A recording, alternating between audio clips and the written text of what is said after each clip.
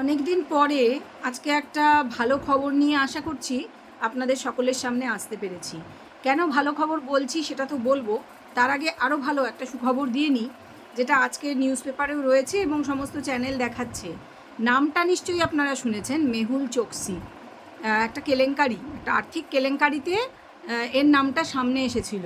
এরকম আরও অনেকেই বিদেশে পালিয়ে গিয়েছিলেন, তো ইনিও পালিয়েছিলেন। তো চোকসিবাবু কি মনে করেছিলেন যে বিদেশে যখন পালিয়ে গেছি আর তো ফিরবো না ইন্ডিয়াতে, আমাকে তো কেউ ধরে আনতে পারবে না, আমি যত বড় আর্থিক কেলেঙ্কারি করে ইন্ডিয়ার যত সর্বনাশী করে যাই না কেন। ঘটনাটা কি ঘটেছিল? হ্যাঁ, পাঞ্জাব ন্যাশনাল ব্যাংক তছরূপ সেই মামলায় এর খোঁজ চলছিল এই মেহুল চোকসির। তো বেলজিয়াম থেকে গতকাল তাকে ধরা গিয়েছে এবং অ্যারেস্ট হয়েছেন তিনি। তো তাকে ভারতে ফিরিয়ে আনার কাজ সম্পূর্ণ হয়ে যাবে খুব শীঘ্রই। এবং সেই কারণেই বলতে পারছি যে আরও একটা কাণ্ড, যেটা আমরা জানি গত 1 বছর প্রায় আগে ঘটে গেছে আমাদেরই কলকাতা শহরে, এবং আরজিকর মেডিকেল কলেজের মতন একটা নামকরা সরকারি মেডিকেল কলেজ হসপিটালে।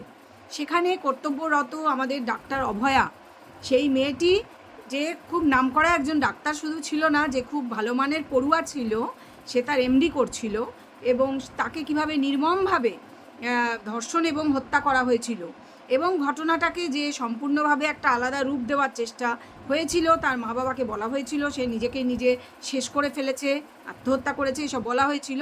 পরবর্তীকালে সবটাই ধরা পড়েছে, কিন্তু কিছুই প্রমাণ করা যায়নি। তার কারণ সাক্ষ্য প্রমাণ লোপাট করা হয়েছে, এবং সেটা ওই হসপিটাল থেকেই করা হয়েছে। যেহেতু এটা সরকারি হসপিটাল, আরও অনেক আর্থিক তছরূপ ইত্যাদির কেস সামনে এসেছে, এবং যিনি তৎকালীন প্রিন্সিপাল সেই সন্দীপ ঘোষকে অ্যারেস্ট করা হয়েছে, এবং আরও অনেককে জিজ্ঞাসাবাদ ইত্যাদি করা হয়েছে। এবং অনেক কিছু টানাপোড়েনের শেষে আমরা দেখেছি অভয়ার মা বাবা কিন্তু পিছপা না হয়ে লেগে রয়েছেন এখনও।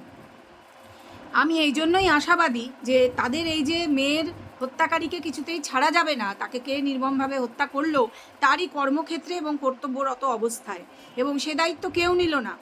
তার লাশ কোনোভাবে ফাঁকি মেরে, তাদেরকে ফাঁকি দিয়ে শ্মশানে নিয়ে গিয়ে তাড়াহুড়ো করে পুড়িয়ে দেওয়া হলো। পোস্টমর্টেম ঠিকমতো করা হলো না।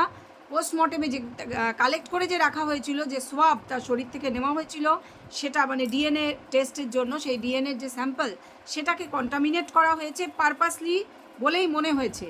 এবং এত সুচারুভাবে সূক্ষ্মভাবে ঘটনাটাকে সাজানো হয়েছে, রূপ দেওয়া হয়েছে, এবং একটি লোককে ধরে এনে তাকেই শুধু 68 জন সিসি ক্যামেরার সামনে দিয়ে ঘোরাফেরা করলেও তাকেই শুধু পরিষ্কার করে দেখা গিয়েছে বলে সিবিআই রিপোর্ট থেকে আমরা জানতে পাচ্ছি।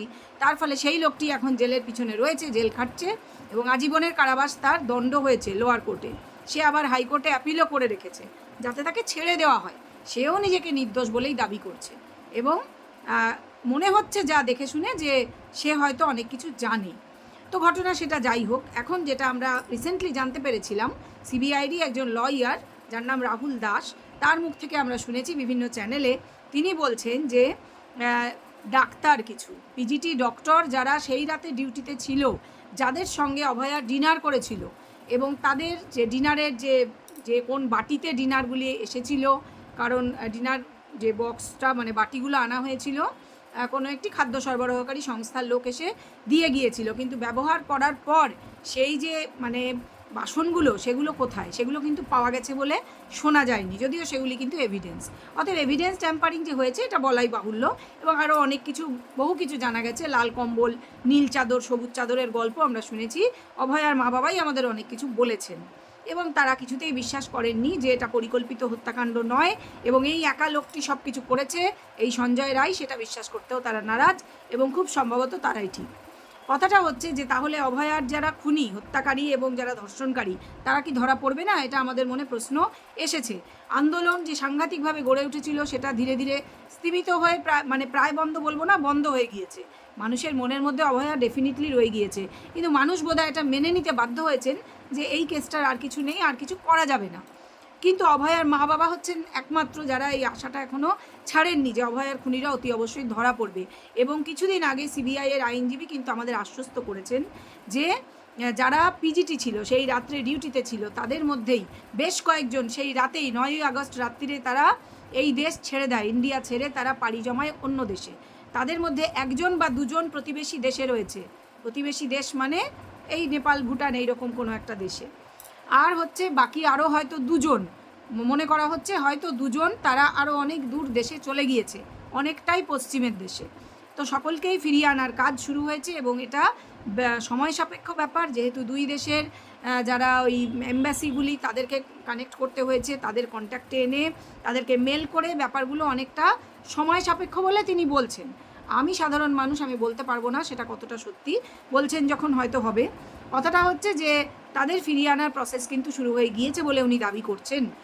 এবং এখন রিসেন্টলি উনি যেটা কয়েকদিন আগে মাত্র শুনলাম যে একজন তাদের মধ্যে, তাকে ফিরিয়ে আনা খুব খুব তাড়াতাড়ি সম্ভব হবে।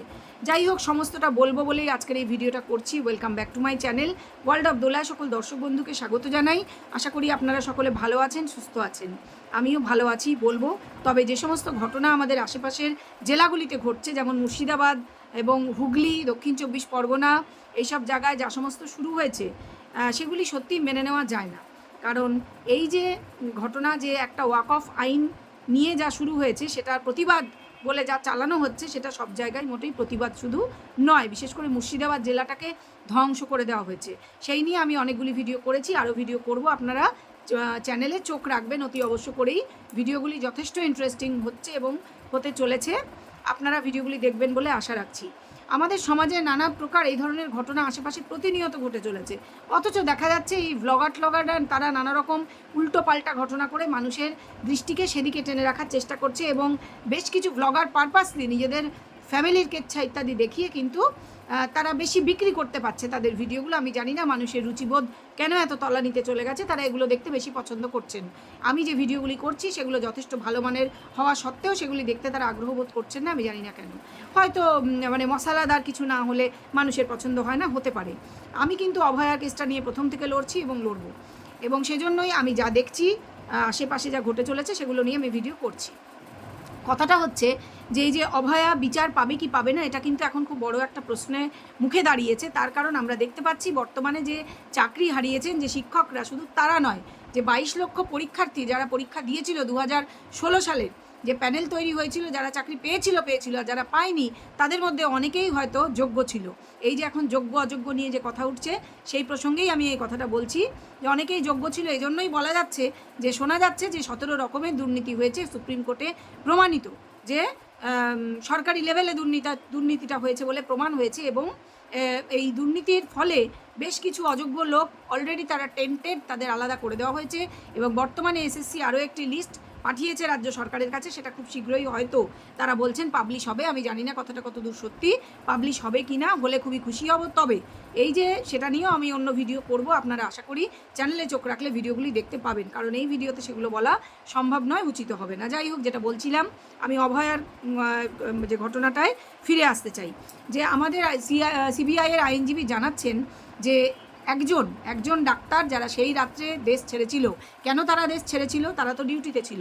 অন ডিউটি ডাক্তার কি করে দেশ ছেড়ে চলে যায়? কেন চলে যায়? তারা তো সেখানে ট্রেনিং ডক্টর ছিল। কেন চলে গেছিলো? একটি মেয়ের মৃত্যু হলো, যেটা সকালে 9:30 নাগাদ খুব সম্ভব ধরা পড়লো।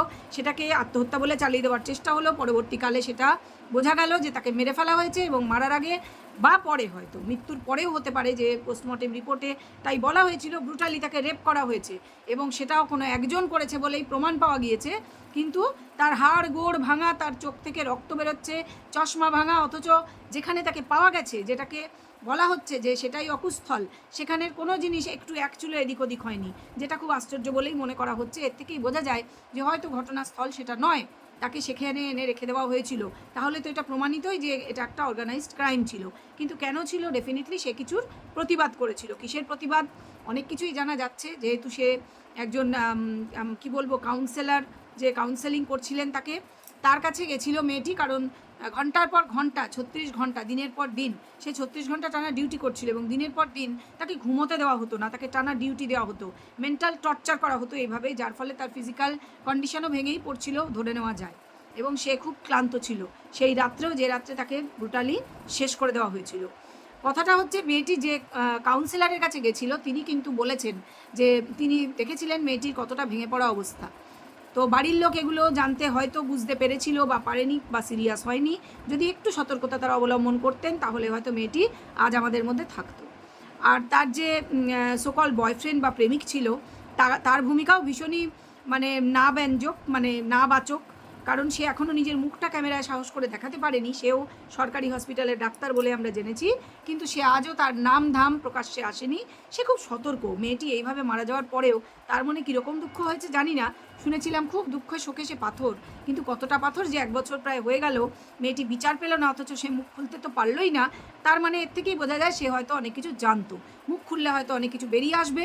সে নিজের প্রাণের ভয় পাচ্ছিল বা আরও কিছুর ভয় পাচ্ছিল, চাকরি চলে যাওয়া বা ফেঁসে যাওয়া, সেজন্যই হয়তো সে সামনে আনতে চায়নি। যাই হোক, সেটাও সাইডে সরিয়ে রাখছি। কথাটা হচ্ছে এখন এই যে বলা হচ্ছে, আইনজীবী বলছেন যে একজনকে প্রতিবেশী রাষ্ট্র থেকে তাকে ধরে আনার কাজ খুব শীঘ্রই হতে চলেছে। তার কারণ আগামী 23শে এপ্রিল কিন্তু কেসটা আবার কোর্টে উঠতে চলেছে। হাইকোর্টে এখন আমরা জানি সুপ্রিম কোর্ট থেকে অর্ডার হয়েছে, কেসটা হাইকোর্টে চলবে। এটা এই অর্ডারটা করিয়ে এনেছেন সাকসেসফুলি অভয়ার বাবা মা, এবং তারা এটা নিয়ে এগোচ্ছেন। তারা প্রতিটা হিয়ারিংয়ে হাজির থাকবেন কলকাতা হাইকোর্টে, তারা বলেছেন, এবং তারা থাকছেন। একটাই হিয়ারিং হয়েছে এ পর্যন্ত, এবং পরবর্তী হিয়ারিং ডেট আছে 23শে এপ্রিল। সেদিন আশা করা যাচ্ছে এই সম্বন্ধে সিবিআইয়ের আইনজীবীরা আরও অনেক কিছু আমাদের জানাবেন। বর্তমানে শুধু এটাই জানা গেছে যে প্রতিবেশী রাষ্ট্রে যে আছে তাকে ফিরিয়ে আনা, তাকে ধরা গেছে। উনি বলছেন তাকে ধরা গেছে, সিবিআইয়ের আইনজীবী জানাচ্ছেন, এবং তাকে ফিরিয়ে আনার কাজ চলছে। আমরা আশা করছি যে নেক্সট যে হিয়ারিং, তাতে হয়তো আমরা দেখতে পেতে পারি কোনো একজন, যে সেই রাতের হত্যাকারীদের মধ্যে একজনকে। আশা করা যায়, আমরা আশাবাদী হতেই হবে আমাদের। অভয়ার জন্য সকলে প্রে করবেন, কেউ হাল ছাড়বেন না, প্রত্যেকে খবরের দিকে নজর রাখবেন। বিষয়টা নিয়ে লেগে ছিলাম এবং থাকবো। আশা করি আমরা অভয়াকে বিচার এনে দিতে পারবো, এবং সবাই অভয়ার বাবা মার পাশে সর্বতোভাবে থাকবেন, কারণ এই অসহায় মানুষ দুটির পাশে কিন্তু আজকে আর কেউ নেই। কেউ তাদের খবর নেন না। তারা খুব দুঃখ করে বলছেন যে আরজিকর হাসপাতাল থেকে একমাত্র ডাক্তার মাহাতো এবং আরেকজন যে জুনিয়র ডক্টর আছেন, আমার নামটা মনে পড়ছে না, তারা সবাই ওই অনশন ওই প্রক্রিয়াটার মধ্যে ছিলেন সেই সময়। জুনিয়র ডক্টরসদের যে যখন আন্দোলন চলছিল, এরা দুজন ছাড়া কেউই খোঁজ খবর কিছুই নেন না, এবং পাশে দাঁড়ানো তো দূরের কথা, কেউই পাশে দাঁড়ানোর চিন্তাও করেন না।